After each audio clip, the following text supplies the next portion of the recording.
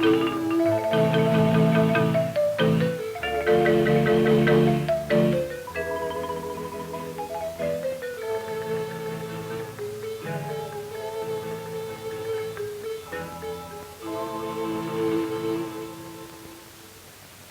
Fort, situated at the very core of India, is as superior to any other fortress as the sun is superior to the moon.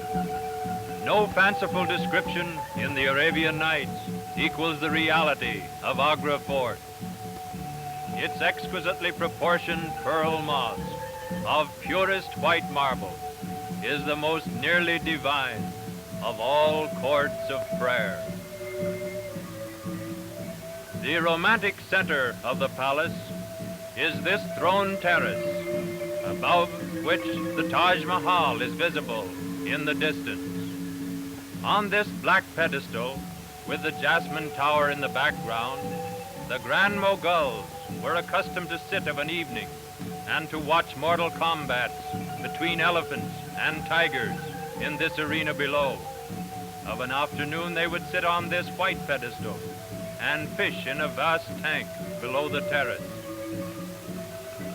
Another recreation of which the Grand Mughals, who reigned here 3 centuries ago, were especially fond was Pachisi, an Indian game resembling backgammon. One of the players probably smoked a hookah, a pipe that passes the smoke through water, cooling it most refreshingly. Conversation, it seems, was a part of the game, for according to Mughal history, many important matters of state were discussed and determined during an afternoon of Pachisi. This playing surface differs from that of the Mughals in that the Mughals used an entire courtyard inlaid with varicolored marble, and for pawns they used beautiful dancing girls who were instructed where to move on each play. Within the Jasmine Tower once lived Mumtaz Mahal, the heroine of our story. Here a fountain sprayed rose water all day long, and here in her garden birds sang and butterflies fluttered from flower to flower. Mumtaz was 19, Shah Jahan 21, when they met and were married. She was the dominant passion of his life, his confidential advisor and inseparable companion, so that when she died suddenly, 19 years later, she became the inspiration of his noblest work and of the most beautiful building in the world, the Taj Mahal.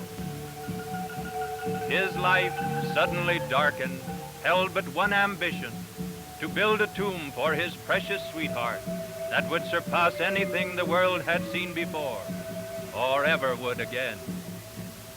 This monument to Itmad-ud-Dawla, his wife's grandfather, he used as one of his models. He employed more than 20,000 workmen uninterruptedly for 17 years, building for his beloved a perfect mausoleum, the costliest of the earth, the wonder of the world, the Taj Mahal. We passed through the gloom of this massive portal into the silvery radiance of the walled enclosure, at the farther end of which looms a giant dome of pearly white. We paused, spellbound. Before us stretches an avenue of cypress trees, straight and black and melancholy, like mourners in a long procession. They flank a wide promenade that glimmers with ghostly whiteness, while down the center flows a silent stream. The crisp morning air is fresh with a perfume breath of sleeping flowers, the lotus the most unforgettable among them. The atmosphere is one of all-pervading melancholy.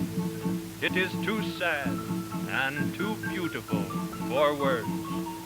The giant dome has gathered to it all the lotus radiance of the upper air, and has become, in this hour, symbolic of infinite tenderness and beauty, like the breast of a lovely woman. The more I have seen of that great dome of chalky whiteness, and the more I have learned of the Taj Mahal itself, the more they have enthralled me.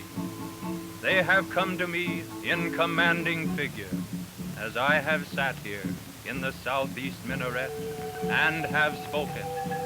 They have told me of dynasties, of kings, dead and gone, of a dream of pure love amid intrigues and passions of that palace in the dim distance, of human thoughts reaching up like this glorious dome and clasping the divine, of Shah Jahan's unfulfilled hope to have built his own mausoleum in black marble on the far bank of yon river, and of the grim symbolism of the arid waste, amid which this memorial to love stands, a faultless flower in a wilderness of woe.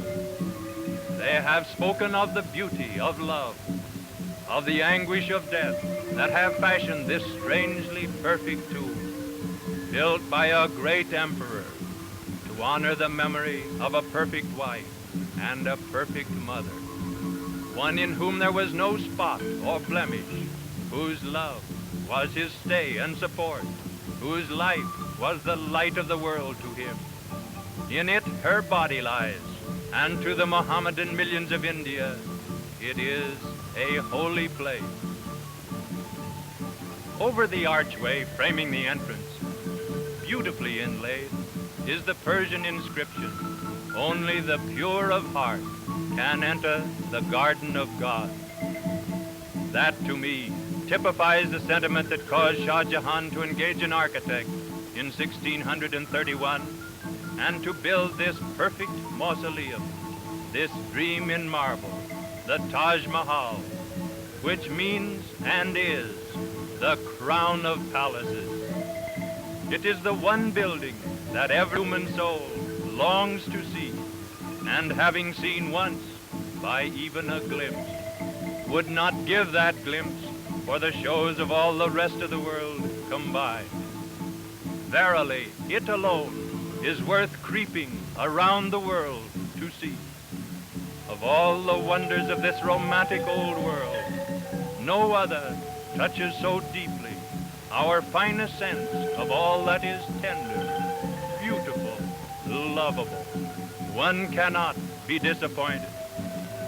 Though abject poverty may be witnessed on every hand, the vision of this mirage-like sepulchre will not be extinguished, will not die, and today, tomorrow, forever.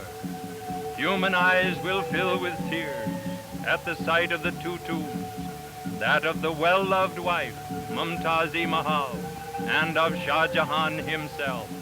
They lie side by side in this, their last port of call.